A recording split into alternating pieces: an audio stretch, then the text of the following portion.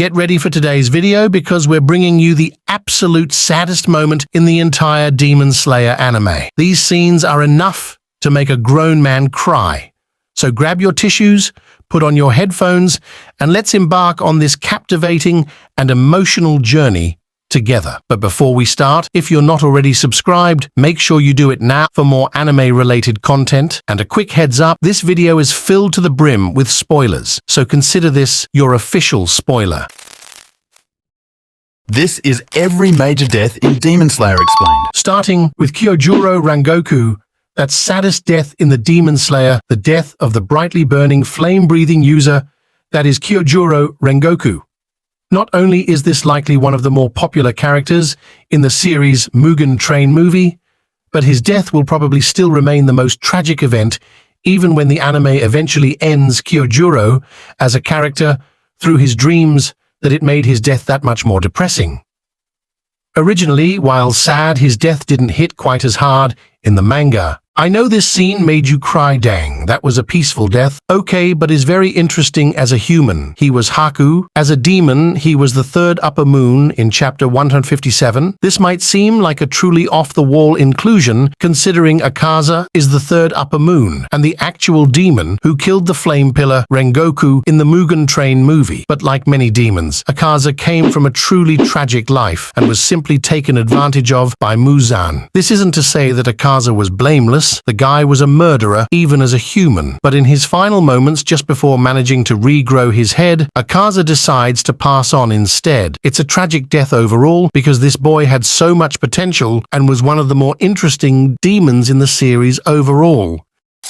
Number 3. Genya Shinazugawa. Everyone expected Sanemi to be the one to die. Genya Shinazugawa is one of those characters in Demon Slayer that viewers tend to not even realize they like until it's too late. When he first appears, Genya is a bully and a jerk to everyone around him. But through the constant pestering of Tanjiro's kindness, Genya becomes a bit more bearable. The majority of this warming up to Tanjiro occurs over the course of the events in the Swordsmith Village arc. And once fans find out about his past with his brother Sanemi, Genya is an even more tragic character, but this is also exactly the reason his death hurts so much. Not only does Genya contribute heavily to Kokushibo's, the number 1 upper moon, death, but he does so without using any breathing style. That said, after taking Kokushibo by surprise, Genya dies and literally fades to ash in front of his brother's eyes. The next Hashira was everyone's favorite Hashira, the insect. Hashira has such a sudden and wrath-filled death. Shinobu Kocho, the insect pillar of the Demon Slayer Corps, is another character who hides their true emotions beneath a mask. Like Tamayo, Shinobu is warm and kind on the outside, but is constantly burning with anger and hatred toward demons. Tanjiro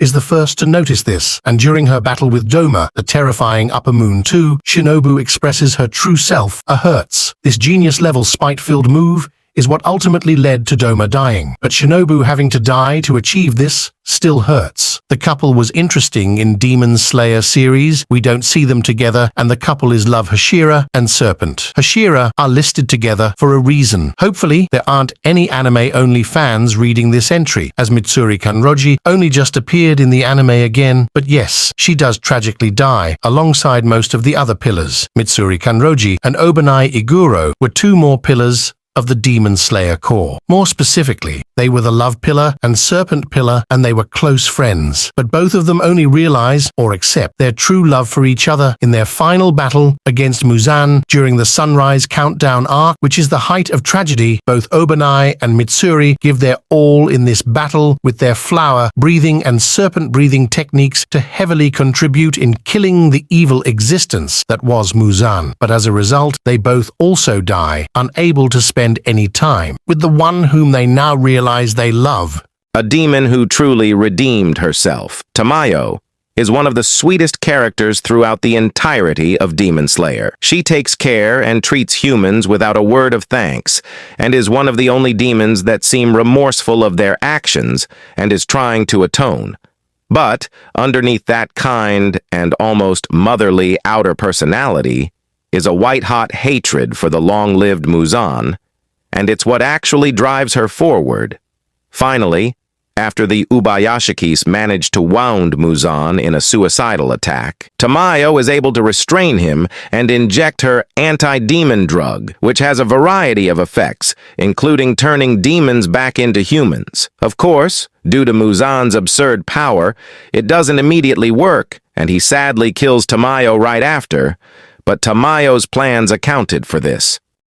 Our next Hashira was very kindest. Hashira in the series, they apologize for their past mistakes, that whole always praying, always crying, monk vibes, the stone. Hashira finally gets the apology he so deserves. At first, Gyomei Himejima seems like he's going to be a one-dimensional character, going for that whole always praying, always crying monk vibe. And while he does fall into that category a lot, there's a lot more to this guy than meets the eye. Not only is he one of the strongest pillars with his stone breathing techniques, but the guy has an incredibly tragic backstory that connects him to one of the most twisted demons, Kaigaku. Thankfully, when Gyomei does tragically pass while fighting Muzan, he finally sees the children from the monastery again, and they apologize profusely to him for falsely accusing him. These next two deaths are discovered not long after the deaths of the Kamado family, as Sabito and Makomo are two of Sakonji Urokodaki's previous students, with Sabito actually being trained alongside Gyu. As it turns out, Sabito died during his final section test to a Hansamon, a powerful monster who specifically would go after those trained by Urokodaki, such as Makomo and Sabito. Thankfully, Tanjiro manages to slay this horrifying demon, thereby freeing both Sabito and Makomo from their